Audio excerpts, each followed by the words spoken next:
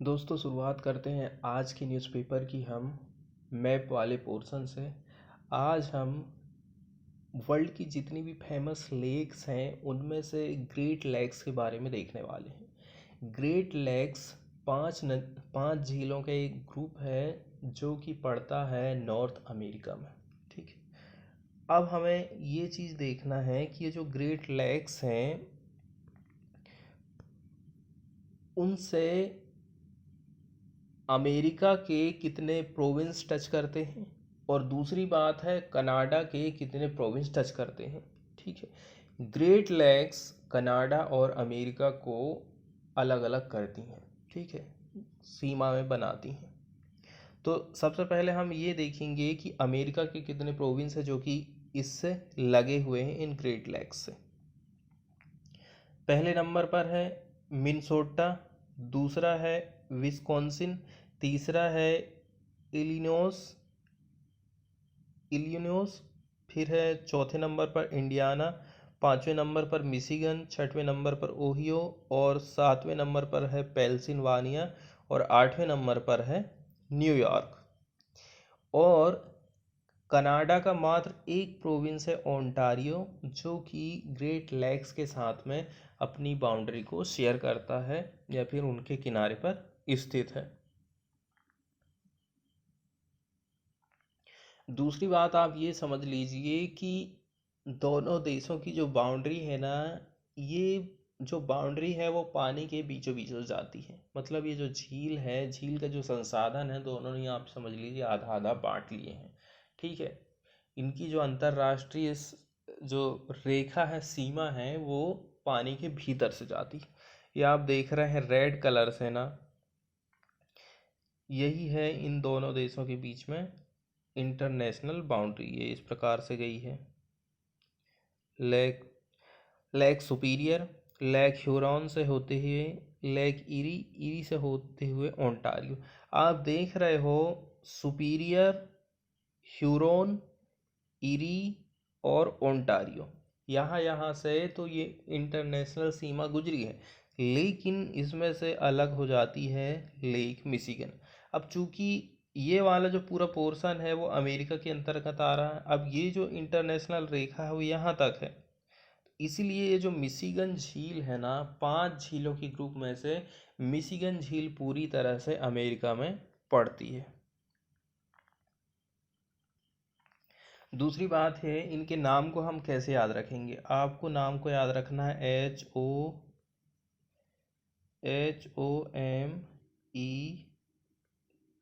HOMES, home से इसका नाम आपको याद रखना।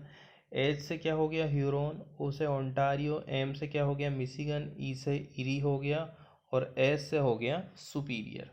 इस प्रकार से आप शॉर्टकट में इनके नाम को याद कर सकते हो।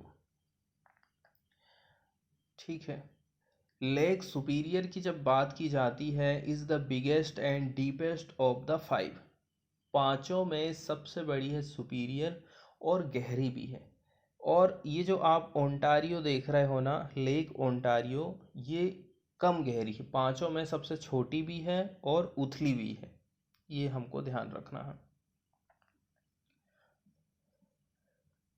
और लेक जो सुपीरियर है वो वर्ल्ड की सबसे बड़ी फ्रेश वाटर की झील है। सबसे बड़ी मीठे पानी की झील कौन सी है, वो है लेक सुपीरियर। मिशिगन की यदि हम बात करें तो मिशिगन आती है सेकंड नंबर पर in the row. Can be found entirely within the United State. Michigan मात्र ऐसी झील है जो कि पूरी तरह से अमेरिका में पड़ती है। It is the fifth largest lake on the earth surface. Earth surface पर यदि साइज के हिसाब से आप देखोगे तो पांचवें नंबर पर इसका साइज आता है। ह्यूरॉन की हम यदि बात करें तो इसकी लोकेशन पड़ती है central part of the Great Lakes region, is second largest of the five. पांचों में यदि आप तुलना करोगे तो ह्यूरॉन जो है सेकंड नंबर पर आती है। And third largest fresh water lake amongst all of the world's lake. मीठे पानी के हिसाब से तुलना करोगे तो ये जो है तीसरे नंबर पर आती है।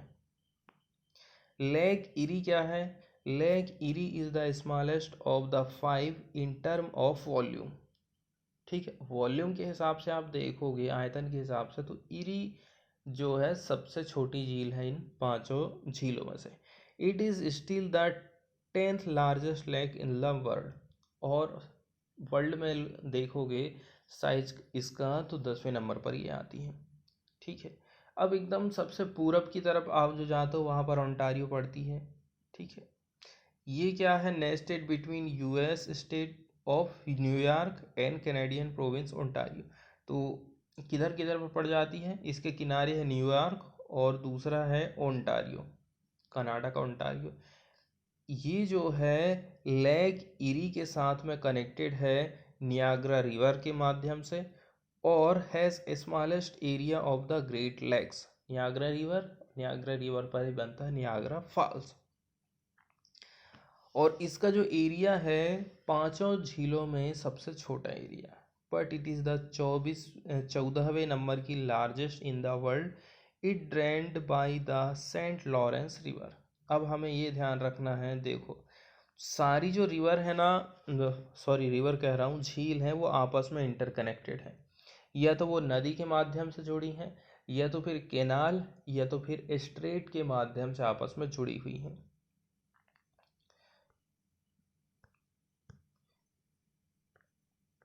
एक चीज़ हमें और याद रखना है, जैसे कि ये जो है ओंटारियो झील है,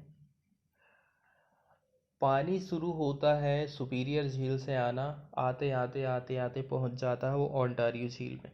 अब ओंटारियो झील से इस प्रकार से ये पानी होते हुए कहाँ पर, सेंट लॉरेंस नदी के माध्यम से सेंट लॉरेंस की खाड़ी में चला जाता है, और चला जाता है उत्तर अटलांटिक महासागर में। इसी रास्ते से माल की ढुलाई होती है, कई सारे बड़े बड़े जहाज जो हैं यहाँ से गुजरते हैं। और हमें ये ध्यान रखना है, ये जो ग्रेट लेक्स हैं यहाँ पर बहुत अच्छे अच्छे संसाधन मौजूद हैं, जीव जंतुओं के रूप में भी और प्राकृतिक संसाधनों के भी रूप में, जैसे कि ऑयल हो गया, गैस हो गया, और भी अदर जो खनिज हैं यहाँ पर पाए जाते हैं। इसके अलावा देखिए, वैसे तो ये काफ़ी बड़ा वीडियो हो जाता है, इसके बारे में यदि और भी हम डीपेस्ट अध्ययन करेंगे, तो यदि आपको और भी इसके बारे में, ग्रेट लैक्स के बारे में और भी गहराई से बातों को जानना है, तो मैं ऑलरेडी से इस पर एक वीडियो बना चुका हूँ, उसको आप प्लेलिस्ट में जा कर के देख सकते हैं। इसके बाद हम चलते हैं न्यूज़ की तरफ और देख लेते हैं न्यूज़ में आखिर कौन कौन सी बातें दी हैं। फ्रंट पेज में ही हम सबसे पहले जाएंगे, तो क्लाइमेट के जो एक्सपर्ट्स हैं और जो थ्योरिस्ट हैं, इनको मिल गया है फिजिक्स में नोबेल प्राइजेस। ठीक है, यूएस जापानी scientist Syukuro Manabe, Klaus Hasselmann of Germany and Giorgio Parisi of Italy on Tuesday won the Nobel Prizes for the climate models and the understanding of physical system। तो climate models और understanding the physical system, climate models और physical system के लिए इनको जो है Nobel पुरस्कार provide किया गया है। नोबेल कमेटी का कहना है, it was sending a message with its prize announcement just week before the COP26 climate summit in Glasgow. अब कोप का 26वें नंबर का समिट आयोजित होने वाला है ग्लासगो में, तो कुल मिला के ये मैसेज देना चाहते हैं कि हम लोग भी जो है थोड़ा चिंतित हैं क्लाइमेट चेंज को लेकर के, इसलिए जो लोग इस क्षेत्र में काम कर रहे हैं हम उनको सपोर्ट करना चाहते हैं, उनको बढ़ावा देना चाहते हैं। अब हम कॉप से रिलेटेड, कॉप समिट से रिलेटेड और जो UNFCC है इसके बारे में कुछ बेसिक बातें जान लेते हैं। United Nations Framework Convention on Climate Change, जिसको शॉर्टकट में कहा जाता है UNFCC, United Nations Framework Convention on Climate Change. इसको साइन किया गया था 1992 में। कहाँ पर? At the United Nations Conference on Environment and Development, also known as Earth Summit. Earth Summit के नाम से भी इसको जाना जाता है। द रियो समिट या फिर रियो कॉन्फ्रेंस, इसके बहुत सारे नाम हैं। India is among the select few countries to have hosted the COP of all three Rio Convention on Climate Changes UNFCC। इसके अलावा biodiversity convention on biological diversity, इसके अलावा land United Nation convention to combat desertification. तो बात ये बताई जा रही है कि इंडिया भी इसमें सक्रिय भूमिका निभाता है। कॉप के 3 प्रकार के जो है कन्वेंशन होते हैं, ठीक है, तो तीनों की होस्टिंग इंडिया कर चुका है। The UNFCC entered into force on 21 March 1994 and has been ratified by 197 countries. 1994 में इसकी ये काम में आना चालू हो गया था 21 मार्च को। It is the parent treaty of the 2015 Paris agreement. It is also the parent treaty for the 1997 Kyoto protocol.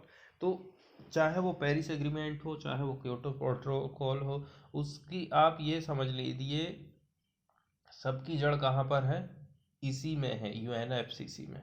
The UNFCC का जो सेक्रेटरीट है UN क्लाइमेट चेंज का, ये पड़ता है यूनाइटेड नेशंस में। Entity task with supporting global response to the threat of climate change. It is located in Bonn, Germany में। अब यदि हम कॉप के बारे में जानना चाहें तो इसके बारे में कुछ बेसिक जानकारियाँ हैं। कॉप क्या है? अपेक्स डिसीजन मेकिंग अथॉरिटी है UNFCC का। मतलब ये UNFCC है और इसी के अंदर में है COP कॉप। कॉप एक ऐसी अथॉरिटी है जो कि डिसीजन मेकिंग है, डिसीजन का निर्णय लेती है। कॉप मीट्स एवरी ईयर, इसकी जो मीटिंग है हर साल होती है। Unless the parties decide otherwise, और नहीं तो फिर पार्टीज डिसाइड करती। द फर्स्ट कॉप की जो मीटिंग है उसका आयोजन किया गया था बर्लिन, जर्मनी में मार्च 1995 में। ठीक है, तो इसकी शुरुआत आप समझ लीजिए कि मार्च 1995 में हुई थी इसकी पहली मीटिंग के साथ में। और कॉप की जो meetings in bone the seat of the secretariat unless a party offer to host the session। तो देखो कॉप की जो मीटिंग है वो जनरली होते रहती है बॉन में, the seat of the secretariat, और नहीं तो फिर पार्टी जो ऑफर करेगी होस्ट करने के लिए जो सेशन है उधर पर होगी। The office of the COP president normally rotate among the 5 United Nations regional group, Africa, Asia, Latin America and Caribbean and Central Eastern Europe, Western Europe and others. तो जो है the office of the COP president normally rotates among the 5 United Nations. The president is usually the environment minister of his और her home country. He is elected by acclamation immediately after the opening of a COP session। तो normally जो president है वो कौन रहेगा? उसी देश का पर्यावरण मिनिस्टर रहेगा। इसके बाद वाली जो न्यूज़ है वो हम देखने वाले हैं मूडी रेटिंग एजेंसी को। देखो ये जो रेटिंग एजेंसियां होती है ना, देशों को रेटिंग प्रोवाइड करती हैं।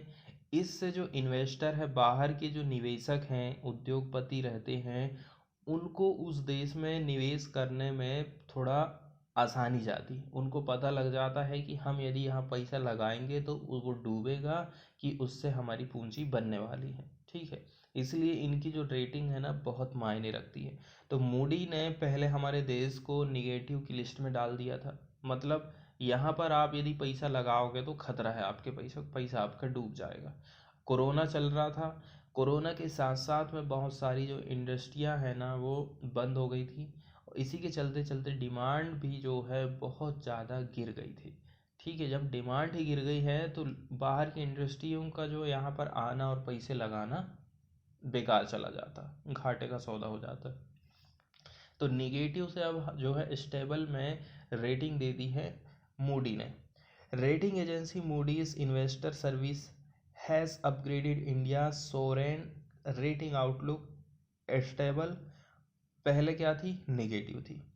Sitting and Ebbing of the risk from corona, क्योंकि अब कोरोना से धीरे धीरे हमारा देश उभर रहा है, वैक्सीन लगने लग गई है। Corona and the negative feedback between the real economy and the financial system, और अच्छा फीडबैक भी आने लगा है इकोनॉमी से हमारी। While it retained India's rating at BAA3, अभी किस कैटेगरी में रखा है? BAA3 में रखा है, reflecting the lowest investment grade rating. इससे बहुत अच्छी कंडीशन में नहीं है, किसमें है? लोवेस्ट इन्वेस्टमेंट ग्रेड रेटिंग में है।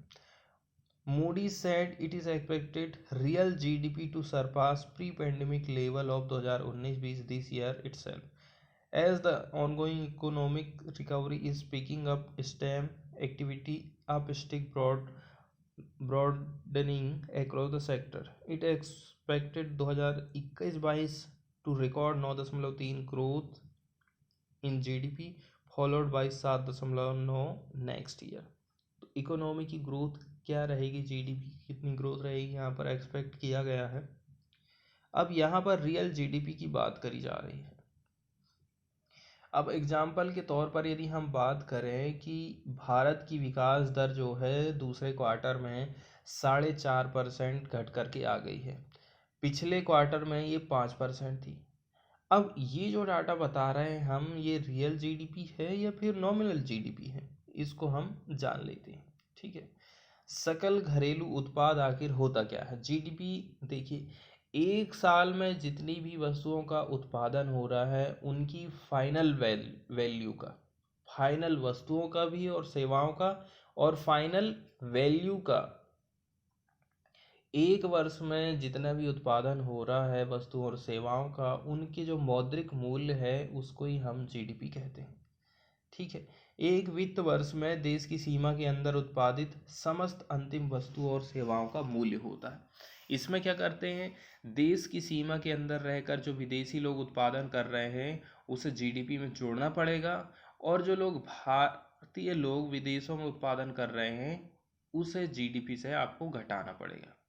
नॉमिनल जीडीपी ये होती है जब एक वर्ष में उत्पादित वस्तु और सेवाओं के मूल्यों की गणना बाजार मूल्य या फिर करंट प्राइस पर करोगे तो उसे जो जीडीपी मिलेगी उसको हम कहते हैं नॉमिनल जीडीपी। मतलब हमको मार्केट के प्राइस पर जीडीपी की गणना करना है तो उसको कहेंगे नॉमिनल जीडीपी।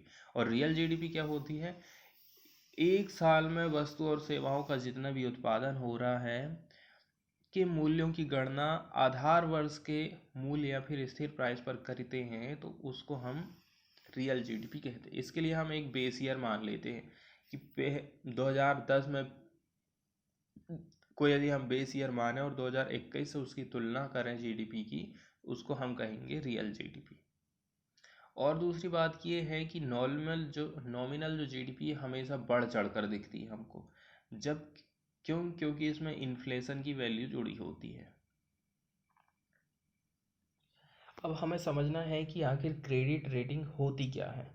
क्रेडिट रेटिंग का मतलब है आपकी लोन लेने की क्षमता। इंडिया की क्रेडिट रेटिंग यदि लो हो गई है तो इसका मतलब है इंडिया को बाहर की जो इंटरनेशनल संस्थाएं हैं ना, उससे लोन लेना मुश्किल हो जाएगा। क्रेडिट रेटिंग यदि बढ़ती है तो इसका मतलब ये है कि इंडिया की क्रेडिट लोन जो लेने की कैपेसिटी है ना वो ज़्यादा है। तो credit worthiness of a borrower, कुल मिलाकर जो उधार करता है उस पर आप भरोसा कर सकते हो कि नहीं कर सकते। ठीक है, उसकी कितनी कैपेसिटी है लोन को चुकाने की, credit worthiness of a borrower in general terms और with respect to a particular डेब्ट और फाइनेंशियल ऑब्लिगेशन। अब credit rating can be assigned to any entity that seeks to borrow money, and individual भी हो सकता है, कॉरपोरेशन हो सकता है, state, provincial authority, sovereign government भी हो सकते हैं। ठीक है, अब जो सोवरेन क्रेडिट रेटिंग है ये स्वतंत्र होता है, अब इसमें किसी के साथ भेदभाव या फिर पक्षपातपूर्ण व्यवहार नहीं किया जाता है। एक अनुमान होता है of the credit worthiness of a country या फिर sovereign entity. Sovereign credit rating can give investor insight into level of risk associated with investing in the debt of a particular country, including any political risk. तो कोई भी company इससे ये अनुमान लगा लेती है कि यहाँ पर पैसा लगाना कितना रिस्की है या नहीं है।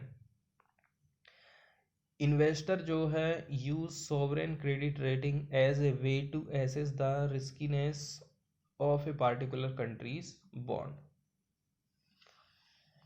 अब गुड रेटिंग है तो क्या होता है, as usually essential for developing countries in order to access funding in international bond market. International bond market से पैसा यदि लेना है तो उसके लिए रेटिंग बढ़िया होना ज़्यादा जरूरी रहता है। अब रेटिंग एजेंसी क्या होती है, is a company that assesses, जो कि अनुमान लगाती है financial strength of company and government entities, specially their ability to meet principal and interest payment on their debts। अब आपको एग्जाम्पल के तौर पर याद रखना है Fitch ratings, Moody's investor service and Standard and Poor's S&P। ये तीन जो है बड़ी बड़ी रेटिंग एजेंसी हैं। फिच हो गया, मूडी हो गया, S&P हो गया। Are the big three international credit ratings agency controlling approximately 95% of the global rating business. ठीक है, तीन का ही दबदबा है पूरे ग्लोबली यदि हम देखें तो। In India there are 6 credit rating agencies registered under Security and Exchange Board of India, SEBI के अंतर्गत। CRISIL, ICRA, CARE, SMERE, Fitch India and Brickwork rating. ये जो सारी चीज़ें हैं ये हमारे इंडिया पर हैं। फॉरेन वाले हिस्से से यदि हम देखें ना तो filming first movie in space, space में पहली फिल्म की शूटिंग होने वाली है। Russian actor and director reach ISS for 12 days mission. तो इंटरनेशनल स्पेस स्टेशन पर ये लोग 12 दिन के लिए जा रहे हैं। इसमें एक्टर भी शामिल है और मूवी के डायरेक्टर भी शामिल है। पिक्चर में बताया गया है actor Yulia Peresild, cosmonaut Anton Shkaplerov and director Klim Shipenko. Russian actor, ठीक है, और director on Tuesday arrived at International Space Station in a bid to beat United States and film the first movie in orbit. Russia की ये जो crew है is set to beat Hollywood project that was announced last year by Mission Impossible star. इसके थे Tom Cruise together with NASA and Elon Musk SpaceX. Russia का जो crew है वो बीट करने वाला है हॉलीवुड के प्रोजेक्ट को जिसकी अनाउंसमेंट किया गया था लास्ट ईयर में, जिसका नाम था मिशन इम्पॉसिबल। ठीक है, जिसके स्टार थे टॉम क्रूज। इन्होंने मिलकर के काम किया था किसके साथ साथ में, नासा और एलोन मस्क के साथ में। एक्टर यूलिया परसलिट 37 साल इनकी एज बताई जा रही है and film director Klim Shipenko हैं, 38 साल उम्र है इनकी। Took off from Russia leased Baikonur Cosmodrome in Kazakhstan as scheduled. लेकिन क्या है, ये लोग पहुंच तो गए हैं मगर थोड़ा सा डिले हो गया था। ठीक है, docked at the ISS after veteran cosmonaut Anton switch to manual control. Manual control के चलते चलते बताया जा रहा है कि थोड़ा टाइम लग गया था इनको पहुंचने में। The crew travelled in Soyuz MS-19 spaceship, ये इसका नाम है, for a 12-day mission at the ISS to film scenes for the challenge. ठीक है, film scenes for the challenge. The movie's plot centre around a woman surgeon who is a dispatched to the ISS to save cosmonaut। तो ये जो movie है इसके बारे में जानकारी बताई जाती है, एक वुमेन सर्जन के ऊपर केंद्रित है, उसी के आसपास इसकी कहानी है। Who is dispatched to the ISS।